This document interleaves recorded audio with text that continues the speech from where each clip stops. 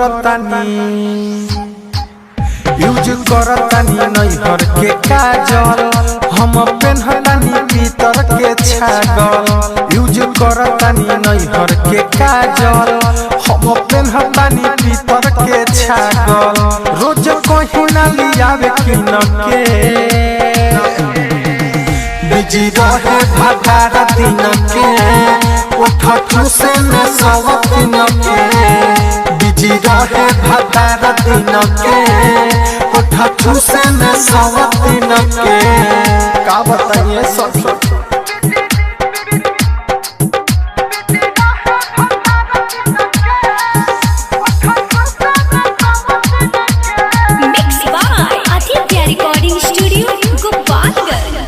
पेन्हतीला हंगवा पालल सहमार लागता सुना टिकुली बिन का पार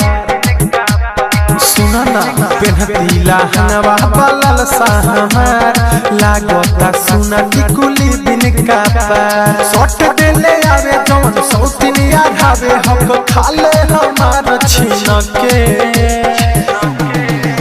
बिजी रहे भगार दिन के उठू से में सब दिन के बिजी रहे भगार दिन के उठू से में सब दिन के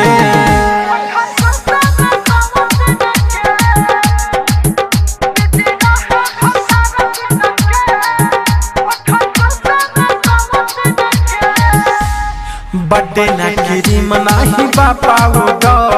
रहे के ना मन करे इनका हो ये सब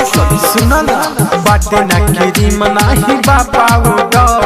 रहे के ना मन करे इनका हो दीपक दीवाना शेर भूटो ना प्रिंस तेल देखनी ना जसमीन के बिजी रहे भगार दिन के उठू से में सब दिन के बिजी रहे भगार दिन के उठू से में सब दिन के।